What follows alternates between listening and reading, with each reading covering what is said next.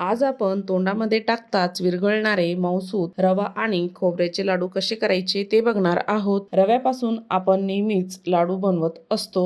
ते कडक होतात किंवा पाक जमत नाही. त्यामुळे मी तुम्हाला आज काही टिप्स सांगून नारायणदास लाडू कसे करायचे ते दाखवणार आहे. तर व्हिडिओ स्किप न करता संपूर्ण बघा. नमस्कार, मी ज्योतिष किचन मध्ये सर्वांचं खूप खूप स्वागत आहे.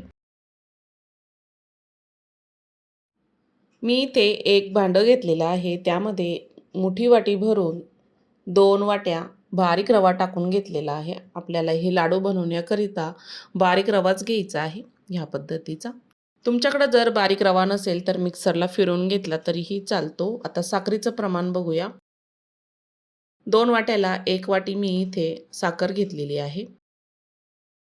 सर्वात आधी मी इथे कढाई घेतली. कढाईमध्ये साखर टाकून घ्यायची आणि अर्धी वाटी आपल्याला ह्यामध्ये पाणी टाकून घ्यायचं आहे.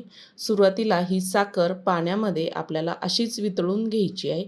नंतर आपण याचा पाक तयार करूया. आवश्यकतेनुसार मी इथे तूप घेतलेलं आहे आणि पाऊण वाटी इतकं इथं किसलेलं सुकं खोबरं घेतलेलं आहे. गॅसवर आता कढाई ठेवली. रवा टाकून घ्यायचा आहे. सुरुवातीला आपल्याला तूप न टाकता कोरडाच रवा भाजून घ्यायचा आहे. 5 ते 6 मिनटं म्हणजे छान भाजला जातो.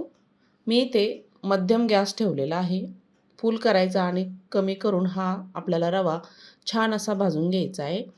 कढई आपल्याला जाडबुडाची घ्यायची आहे म्हणजे रवा करपत नाही. रवा आपल्याला एकसारखा हलवत भाजून घ्यायचा आहे.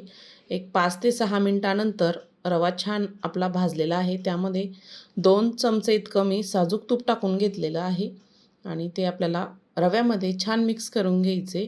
तूप टाकल्यानंतर अजून आपल्याला रवा छान भाजून घ्यायचा आहे.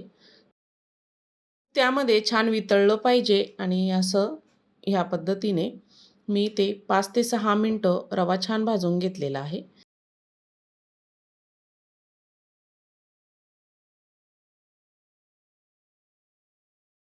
त्यानंतर आपण किसलेलं खोबरं टाकून घ्यायचं. तेही रव्यासोबत छान भाजून घ्यायचं आहे म्हणजे लाडूची टेस्टही वाढते आणि खोबरंही छान भाजलं जातं. एकसारखं हलवत आपल्याला 3 ते 4 मिनिटं छान असं कलर बदलेपर्यंत, गुलाबी रंग येईपर्यंत रवा आपल्याला छान भाजून घ्यायचा आहे. रवा आपला छान भाजलेला आहे 4 ते 5 मिनिटांनी. संपूर्ण मला इथे 10 ते 15 मिनिटं लागलेली आहे. इथं मी केसरचं दूध टाकलेलं आहे 1 पाऊण वाटी आणि छान मिक्स करून घ्यायचे. इथे मी गॅस अगदी कमी ठेवलेला आहे आणि आता गॅस बंद करायचा आहे. बाजूला ठेवायचं आहे मिश्रण. आपण जी साखर वितळायला ठेवली होती, आता कढई गॅसवर ठेवलेली आहे आणि याचा आपल्याला पाक तयार करून घ्यायचा आहे. मी ते एकसारखं मिक्स करत पाक तयार करून घेणार आहे. इलायची टाकायची आवडीनुसार. मी ते इलायची कुटून टाकलेली आहे. आत्ताच बघू शकता 2 मिनिटातच त्याला उकळी आलेली आहे. यामध्ये पाणी कमी असल्यामुळे पाक लगेचच तयार होतो. हे लाडू बनवण्याकरता आपल्याला 1 तारी पाक करायचा आहे. तुमच्याकडून जर पाक जास्त कडक झाला तर त्यामध्ये अजून थोडंसं नॉर्मल पाक करून टाकलं तरीही रवा लाडू बांधल्या जातात. चेक करूया आपण आता चमच्यावर घेऊन. अजून 1 मिनिटभर होऊ द्यायचं आहे. पाकाला छान उकळी आलेली आहे बघू शकता. आता बघू शकता 1 तारी पाक आपला तयार झालेला आहे. गॅस अगदी कमी ठेवायचा आहे. फुल गॅसवर हा पाक तयार करायचा नाही. कमी गॅसवरच हा आपल्याला पाक तयार करायचा आहे. गॅस मी इथे बंद केला.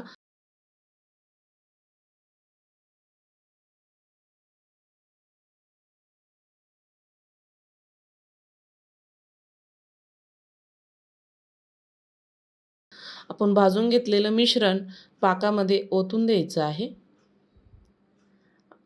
मी इथे गॅस बंद केलेला आहे आणि मिश्रण आपल्याला पाकामध्ये छान मिक्स करून घ्यायचं आहे. लगेचच रवा पाक शोषून घेतो.